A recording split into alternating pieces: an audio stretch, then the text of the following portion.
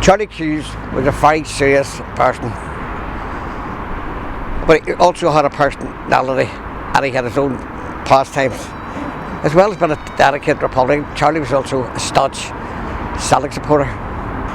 Well, you're going back over 50 years, and Charlie was a very friendly, amicable guy, pioneer, didn't drink, pioneer, didn't smoke, loved Celtic football team, a fervent supporter of Celtic football team. Would have went to a lot of matches with Paddy Loughlin, God have mercy on Paddy, and an all-round good guy. I actually met Charlie through Brendan Hughes, who's Charlie's cousin.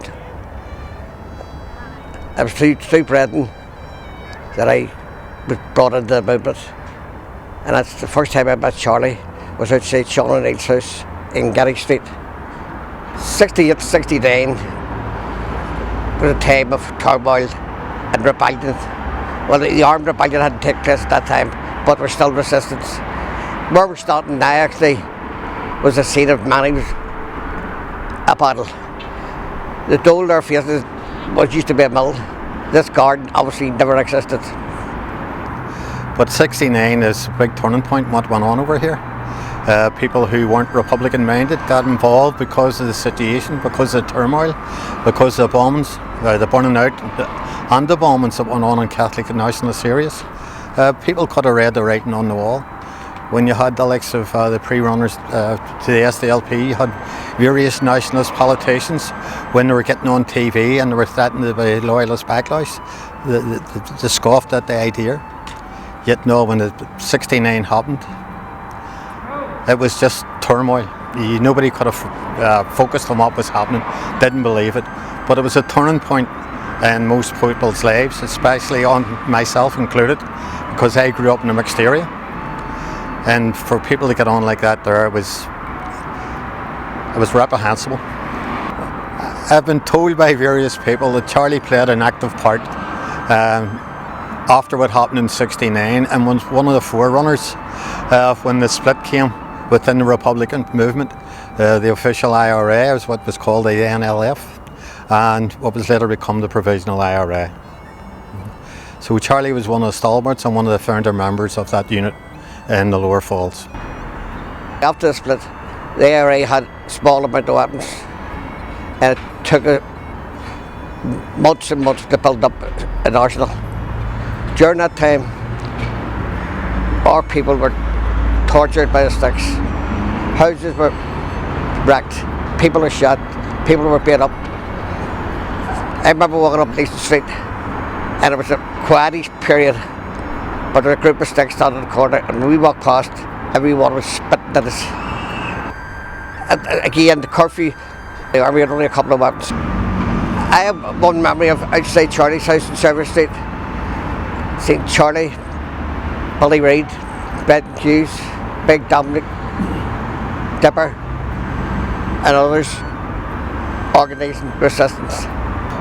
Charlie was well got within the community because of his involvement in the community and what he stood for. When Charlie died, there was a backlash within the community.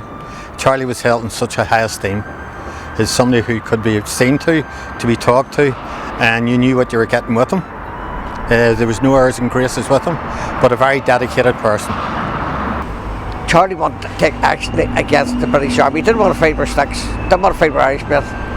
He wanted to fight the Brits and the RUC, who were under their arm of the British Army, or vice versa. Like most people in the district at that particular time, people knew that there was friction between the official IRA and the IRA. You know, this has been going on for a number of weeks, and it culminated when IRA volunteers were taken away and questioned by the official IRA. Some were badly beaten up, and it was because of that a feud was instigated. And later on, the word went around the district that there was going to be confrontation, and so people were weary of walking the streets. That night, I was on standby in Waterford Street in McCann's house. A group of us, a big Phil came in at one stage, and Big Phil, he just said very bluntly, says, your OC, Charlie Hughes, has just been murdered by the sticks. and everybody was shocked. We're all young, well, everybody was young, but we weren't really used to, that type of thing happening. Well, the night he was killed, I was told by an IRA volunteer who was no longer with us that they had a meeting in a house in Cypress Street of an old Republican called Squire Maguire, and they were discussing and take into consideration to try and call a truce between the two sides. When Charlie emerged from the house, he was ambushed. He was shot dead, and it caused a lot of ill feeling in the district.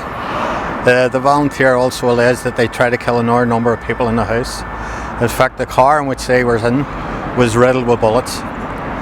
So it didn't go down well. That they were supposed to go and try and negotiate a ceasefire, a truce between the two sides, and he was ambushed coming out of the house. Charlie's actual funeral was an eye-opener for the Brits, Sticks, Northern people, because the amount of support that came out against the Sticks and in favour of us was unbelievable. Charlie lived in Service Street with his mother Bella.